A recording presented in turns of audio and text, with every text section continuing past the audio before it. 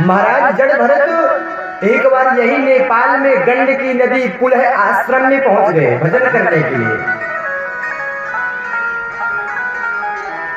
और भजन करते करते एक दिन घटना घट गया है।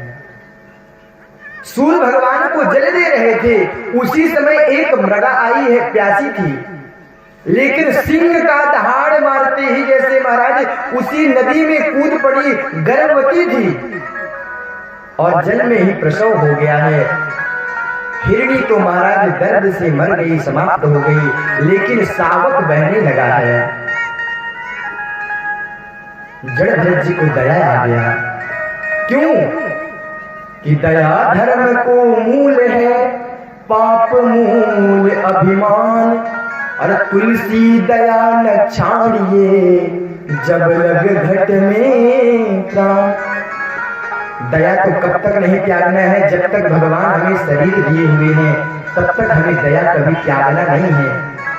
और दया ऐसा नहीं है कि अपने पहचान वाले के ऊपर खूब दया कर रहे हो और बिना पहचान वाले को भगा रहे हो, ये दया का नहीं है लक्षण। दया का लक्षण है यदि कोई जानता हो, न जानते हो, अनजान हो, पराया हो, शत्रु हो, मित्र हो, किसी के ऊपर आपकी हृदय की भावना दया का आ जाए, वो दया कहलाती है। और अपने भाई को आपने 1 लाख रुपए दे दिए कि अरे हम भाई पे दया, दया थोड़ी, आपका तो भाई है वो। दया उसे कहते हैं अनजान व्यक्ति के ऊपर भी आपकी दया दृष्टि पड़ जाए, वो होती है दया। महाराज जड़ भरत जी लेकर आ गए हैं। प्रतिदिन घास चुनते हैं। देखिए प्रेम बंधन कितना कठिन होता है। संत भी कभी कभी प्रेम बंधन में फंस करके महाराज भगवान का भजन से दूर हो जाते हैं। छोटा सा शावक है, दुर्वा तोड़ तोड़ कर लाते हैं, खिलाते हैं। 1000 माला सुबह, 1000 माला शाम को करते थे जड़ भरत जी महाराज, जाप करते थे। लेकिन जब शावक आ गया है तो 100 माला हो गया। सुबह 100, शाम भी 100 कर लेते हैं।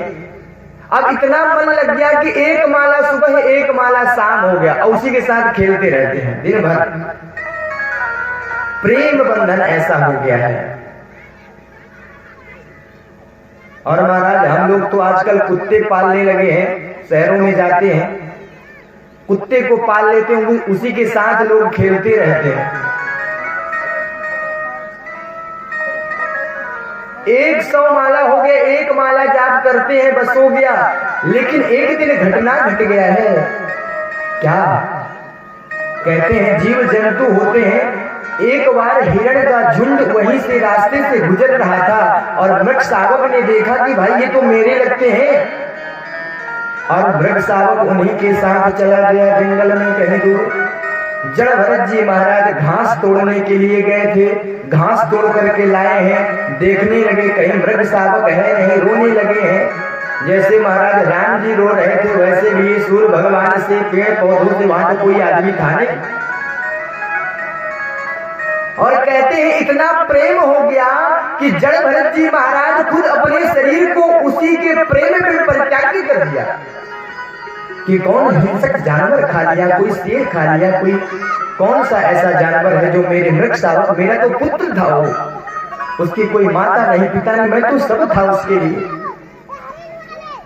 प्रेम में बंध करके जड़ भरत जी महाराज अपने शरीर को परित्याग कर दिए।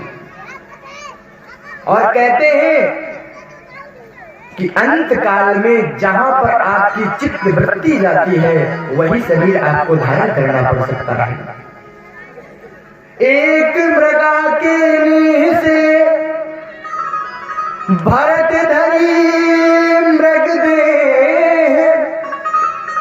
और तुलसी उनकी कागती, जो घर घर करत स्नेह। और हमारा स्नेह महाराज ससुराल में भी है, यहाँ भी है, वहां भी है, परिवार में भी है। सबके दुख दर्द बांटते बांटते शरीर चला जाता है। और गोस्वामी तुलसीदास जी दोहावली में कहते हैं, तुलसी उनकी कागती, जो घर घर करत स्नेह है। उनकी कौन सी गति होगी जो हर एक घर में प्रेम लगा करके बैठा है, हर एक घर में भाव लगा करके बैठा है। और महाराज दूसरे जन्म में जड़ भरत जी महाराज को मृग बनना पड़ा। लेकिन तपस्या का प्रभाव, उन्होंने इतनी तपस्या की थी कि मृग शरीर में भी उन्हें यह भी पता था कि मैं इस मृग का देह इसलिए प्राप्त किया हूं क्योंकि एक मृगा से प्रेम करके बैठा। जंगल में चलते रहे, एक दिन जंगल में आग लगी है, सभी मृग भागने लगे, लेकिन वो वहां से भागे नहीं, बैठे रह गए, जल करके उनका शरीर समाप्त हो गया है। और दूसरे जन्म में महाराज एक ब्राह्मण पुत्र बनकर के उत्पन्न हुए और उन्होंने विचार किया कि भाई एक बार मैंने तो चक्रवर्ती सम्राट बन के भी भगवान को प्राप्त नहीं कर सका, लेकिन इस बार ब्राह्मण स्वरूप भगवान ने प्रदान किया है। इस बार जंगल के चक्कर में, इस माया के चक्कर में पड़ना ही नहीं है, तो क्या करे।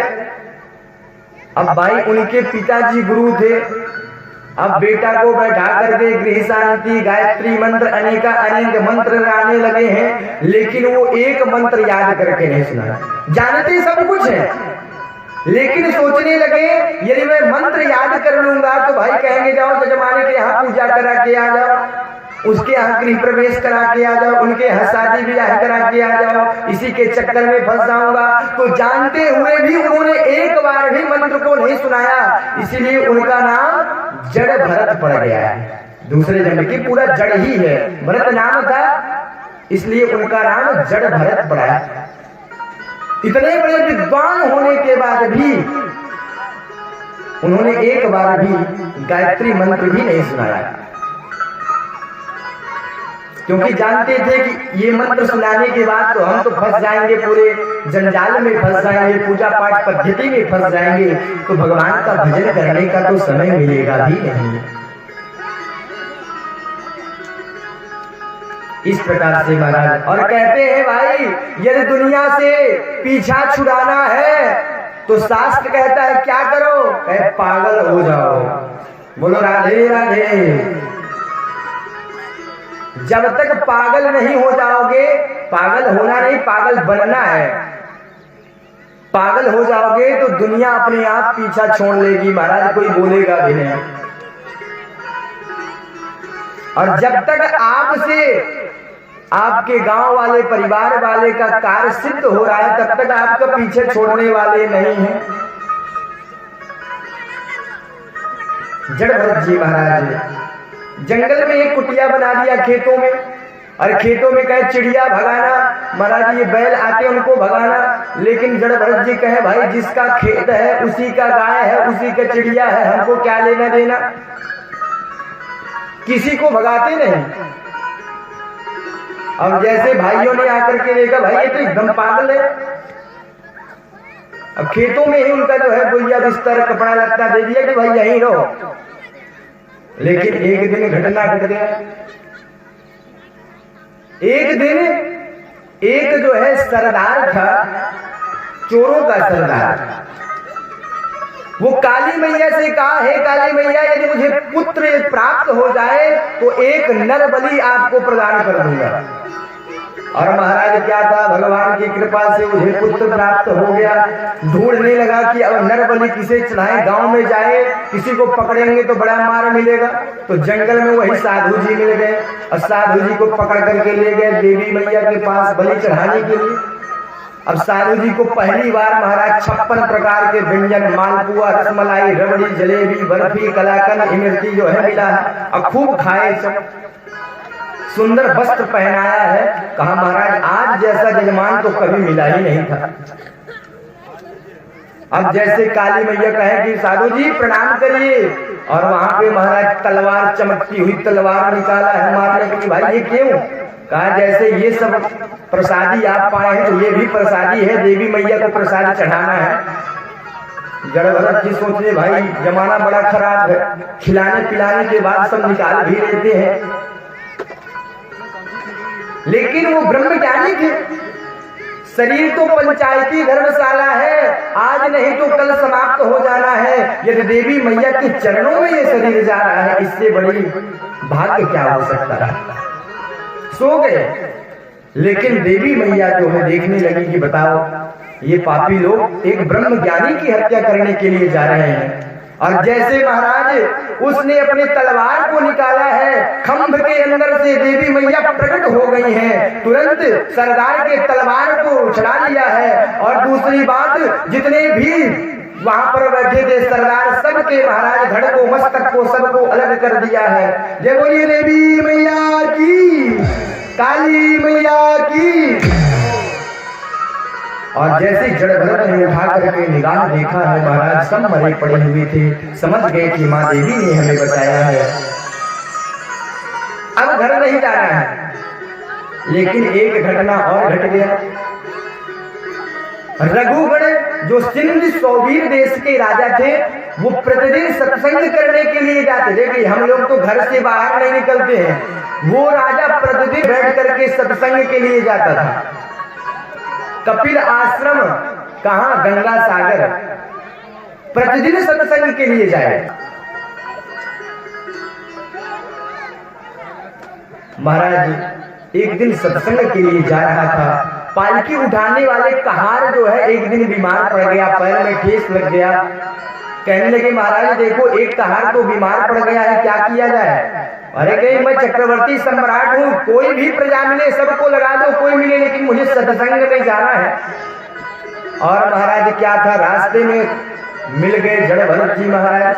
अब जड़भरत को कहा कि लग जाओ, महाराज विराजमान है, ये आपका सौभाग्य है जो महाराज को अपने कंधे में उठा करके आप लेके जाओगे।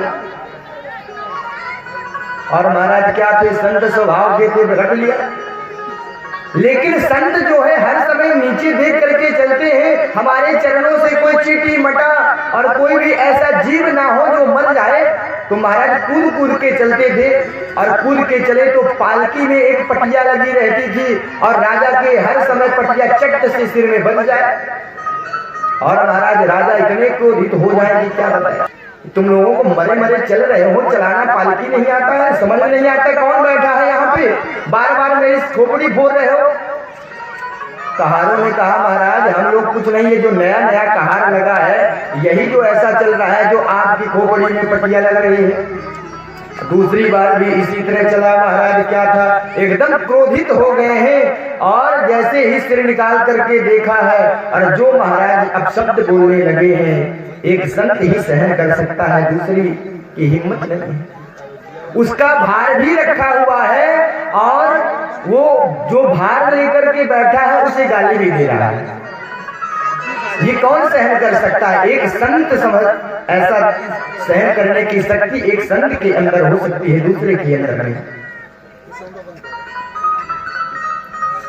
कहने लगा देखो देखो कितना पतला बेचारा लगा है, मुझे घर से ढो करके ला रहा है, तुम लोग तो अभी लगे हो, बड़ा दर्द हो रहा है इसे।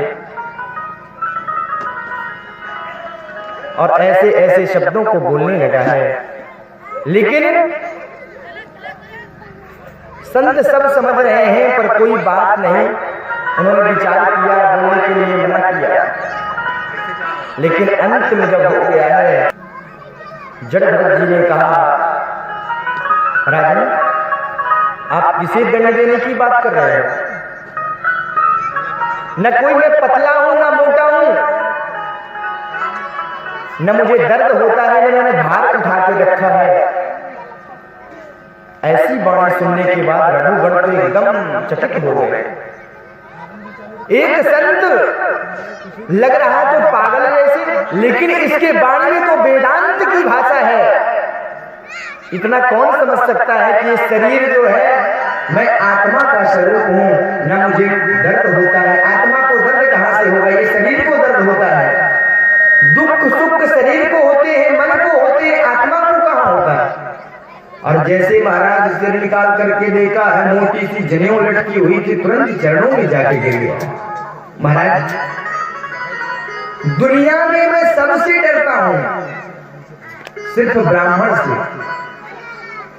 और कोई इंद्र आ जाए, भगवान का चक्र भी हो, भगवान रुद्र का त्रिशूल भी हो, उनसे डर नहीं लगता ब्राह्मण की सिवा। क्यों? क्योंकि कहते हैं इंद्र का वज्र भी यदि चलाएगा तो मेरा शरीर समाप्त होगा। भगवान भोलेनाथ यदि अपना त्रिशूल चलाएंगे तो मेरा शरीर समाप्त होगा। भगवान नारायण सुदर्शन चक्र चलाएंगे तो मेरा शरीर समाप्त होगा, लेकिन ब्राह्मण का तिरस्कार करने के बाद यदि ब्राह्मण के हृदय में कोई बात ऐसी आई तो महाराज समूल समाप्त हो जाता है, वंश समाप्त हो जाता है। तो भगवान से मुझे डर नहीं लगता, यदि डर लगता है तो एक ब्राह्मण से मुझे डर लगता है। और आपके कमर में इतनी मोटी जनेऊ लगी हुई है, मैं समझ गया कि आप कोई ऐसे संत हैं, कोई ऐसे ब्राह्मण हैं जो आप शरीर को छुपा करके घूम रहे हैं, अपने आप को बहुत गुप्त रूप से करके घूम रहे हैं। जड़ भरत जी ने कहा महाराज हम तो ब्राह्मण हैं लेकिन क्रोधी नहीं, दुर्वासा जी जैसे नहीं कि 1 मिनट में श्राप दे दे। महाराज दुर्वासा मुनि तो इतने श्राप देते थे, कोई टेढ़ा बोले तुरंत श्राप देकर किसी को भूत बना दे, किसी को सांप बना दे, किसी को गुच्छू बना दे। अरे हम ब्राह्मण हैं लेकिन श्राप देने वाले ब्राह्मण नहीं, क्या बात है तुम्हारे मन में, क्या है गुरु? और महाराज बहुत सुंदर रघुगण ने बोला, कहने लगे कि देखिए यदि हम एक बटलोही चढ़ाते हैं, बटलोही के नीचे अग्नि लगाते हैं, बटलोही में जल है, चावल है, तो सबसे पहले अग्नि बटलोही को गर्म करता है, बटलोही के बाद जल को गर्म करता है, जल के बाद चावल को गर्म करता है, चावल के अंदर तक कणों को वह गला देता है। उसी प्रकार से यदि शरीर में कोई कष्ट होता है तो इंद्रियों को कष्ट होगा, इंद्रियों को कष्ट होगा तो मन में कष्ट होगा, मन में कष्ट होगा तो आत्मा में भी तो कष्ट होगा। जड़भरत जी ने कहा महाराज आप भले सत्संग में जाते हैं लेकिन सत्संग से विद्या हासिल नहीं हुई आपको।